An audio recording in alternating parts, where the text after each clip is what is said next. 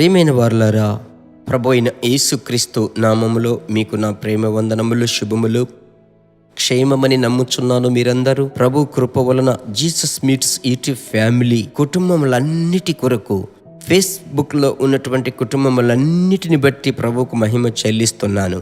మిమ్మలను తలంచునప్పుడల్లా మీ కొరకు ప్రార్థిస్తున్నాం. ప్రభు కృపగా మిమ్మల్ని నడిపిస్తాడు. ప్రభు బిడ్డలారా, ఇప్పుడున్నటువంటి పరిస్థితులను చూసి మీరు తప్పుడు లెక్కలు వేసి మీరు తడబడవలసిన అవసరత లేదు. ఈరోజు మీకు నేరుగా ఎదురుగా వస్తున్నటువంటి ప్రవచన వాక్కు ఏమిటి తెలుసా? గమనించండి, నేను మీ కొరకు చదువుతున్నాను. మొదటి సమూయేలు గ్రంథం 16వ అధ్యాయం 13వ వచనం. సమూయేలు తైలపు కొమ్మును తీసి వాని సహోదరుల ఎదుట వానికి అభిషేకము చేసెను. నాట నుండి యెహోవా ఆత్మ దావీదు మీదికి బలముగా వచ్చెను. తరువాత సమూయేలు లేచి రామాకు వెళ్ళిపోయెను. ఆ నాట నుండి యెహోవా ఆత్మ దావీదు మీదికి బలముగా వచ్చెను. ప్రభువుకు స్తోత్రం. ఈ సంభవమును చెప్తే సమయం చాలదు. ఈ సందేశమే క్లుప్త సందేశం. నేనేం మీకు చెప్పాలనుకుంటున్నానంటే, నా హృదయంలో పరిశుద్ధాత్మని ప్రేరణతో ఆత్మదేవుడు ఏమి చెప్పాలనుకుంటున్నాడంటే, గొర్రెల వెంబడి వెళుతూ గొర్రెల స్వరమే వింటూ అరణ్యములో తిరుగుచున్న వ్యక్తి దావీదు. అతడు యవనస్తుడు.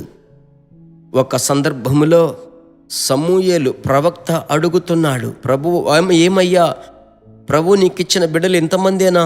లేదు, ఇంకొకడున్నాడు, అరణ్యములో ఉన్నాడు. తండ్రికి అప్పుడే జ్ఞాపకం వచ్చింది. తండ్రి చేత కూడా మరవబడిన వాడని చెప్పవచ్చు. అలాంటి దావీదును మనిషిని పంపి సమూయేలు ప్రవక్త రప్పించి అతని మీద తైలాభిషేకము చేసి సహోదరుల ఎదుట ప్రవక్త అయిన సమూయేలు అభిషేకించాడు.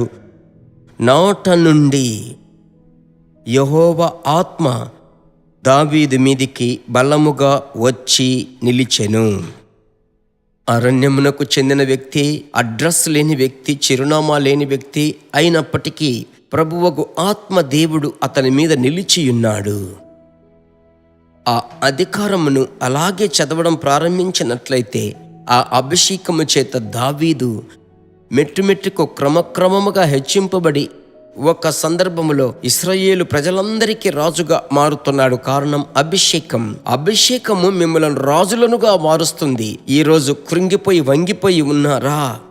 ఆ డబ్బు ఉంటే ఇది చేసేవాన్ని, ఆ పరిస్థితులు ఉంటే, ఆ పరీక్షలు రాసి ఉంటే అది జరిగేది, వారు సిఫారసు చేసి ఉంటే అది జరిగేది, నేను అక్కడ పుట్టి ఉంటే ఇలా ఉండేవాడిని. అలా కాదు. అభిషేకము కాడిని విరగగొట్టుతుంది. కనుక అభిషేకమును అడగండి. ప్రభువా నాకు దయచేయండి అని అడగండి. అభిషేకము పొందిన వారు, పరిశుద్ధాత్ముడా ఎవరు నాతో ఉన్నారో లేదో, మీరు నాతో ఉన్నారు, నన్ను అద్భుతముగా నడిపిస్తారని ఆత్మవశులై మీరు ప్రార్థించండి. క్రమక్రమముగా మెట్టుకు ప్రభు మిమ్మలను హెచ్చించి రాజునకు సంబంధించిన ఆశీర్వాదములను నా ప్రభు మీకిచ్చునుగాక. నా ప్రియమైన దేవుని బిడలారా, మిమ్మలను హెచ్చించేటువంటి ఉన్నతమైన అభిషేకమే పరిశుద్ధాత్మ అభిషేకం. నమ్ముచున్నారా? విశ్వసించండి. నేను కూడా ఒకప్పుడు అభిషేకము పొందడానికి ముందు నమ్మకము లేని వ్యక్తినిగా ఉన్నాను. ఎప్పుడైతే పరిశుద్ధాత్ముడు నన్ను నింపడం మొదలు పెట్టాడో, నా తలంపులు, నా క్రియలన్నీ ఆయన నడిపిస్తాడు. అలాగే నడిపిస్తున్నాడు. ధైర్యంగా ఉండండి. ఈ దినం ఒక మధురమైన దినం. ప్రార్థించుదామా? మా ప్రేమ కలిగిన తండ్రి, మీ నామములో మీ బిడ్డల కొరకు నేను ప్రార్థిస్తున్నాను.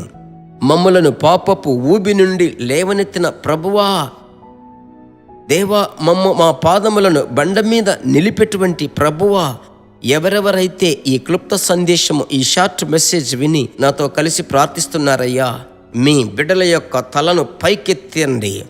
అరణ్యములో ఉన్నటువంటి ప్రభువా, దావీదుకు ఒక పిలుపు వచ్చింది.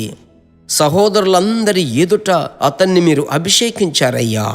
మీ బిడ్డలను మీరు అభిషేకించుటకు ఒక ఉద్దేశం ఉంది కదా. హెచ్చించండి ప్రభువా, ఉన్నతమైన అనుభవముల గుండా హెచ్చించండి తండ్రి.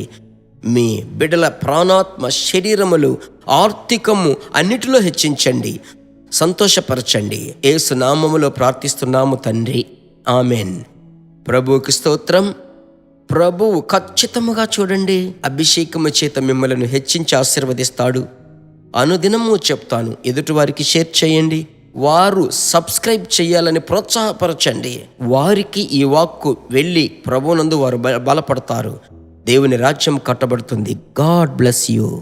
దేవుని బిడ్డలారా, ఈ వర్తమానము మీకు మిక్కిలి ఆశీర్వాదకరముగా ఉందని మేము నమ్ముచున్నాము. ఇంకనూ మా వర్తమానములను విని ప్రభువులు ఆశీర్వదింపబడుటకు జీసస్ మీట్స్ మినిస్ట్రీస్ అను మా యూట్యూబ్ ఛానల్ ను సబ్స్క్రైబ్ చేయండి. మరియు మా ప్రార్థన సహాయముకై మీరు సంప్రదించవలసిన మా ఫోన్ నెంబర్ 9842528236 మరియు 7295466363. Email gpsrobinson@hotmail.com. ప్రభు మిమ్మును ఆశీర్వదించునుగాక.